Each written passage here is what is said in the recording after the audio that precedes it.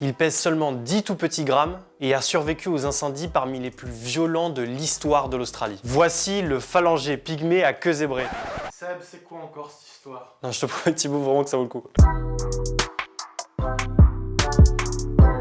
C'est la ô combien importante découverte annoncée début décembre qu'ont réalisé des écologues australiens sur l'île Kangourou. L'île Kangourou, c'est ici, dans le sud de l'Australie. Et il ne vit d'ailleurs que dans ce pays, plus précisément dans ces petites zones. Alors autant vous dire que les écologues, quand ils ont vu les feux de l'année dernière, forcément ils se sont demandé si l'espèce n'allait tout simplement pas disparaître de notre planète. Après des mois sans donner signe de vie, il a donc récemment pointé le bout de son museau sur son île. Mais là vous vous dites, comment il a pu s'en sortir? So the little pygmy possum is a really tiny animal, and it's quite possible that it survived the fires by going deep underground.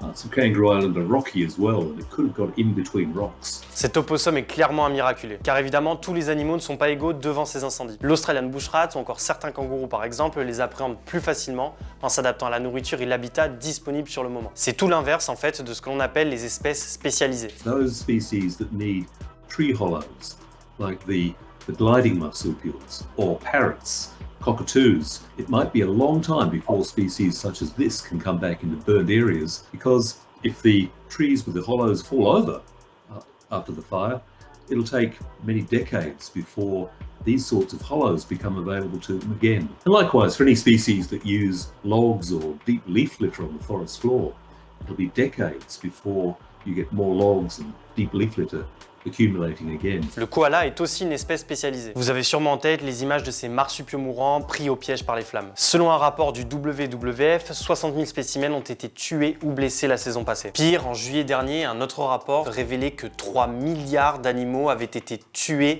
ou déplacés à cause de ces incendies. Vous avez bien entendu. The summers are getting longer, it's getting hotter, and the fire season is getting longer, and the fires are getting more intense due to climate change. It is becoming harder and harder for our wildlife to survive. D'après l'Australian Conservation Foundation, ce sont 17 millions d'hectares de terre qui ont brûlé la saison passée. Pour vous donner une idée, c'est l'équivalent de 4 fois la superficie de la Suisse. Plus que jamais, les écologues travaillent d'arrache-pied pour préserver la faune sauvage survivante de ces feux. Key thing that ecologists are doing at the moment is setting up monitoring programs using primarily cameras, setting out cameras that will record any animals that pass in front of them.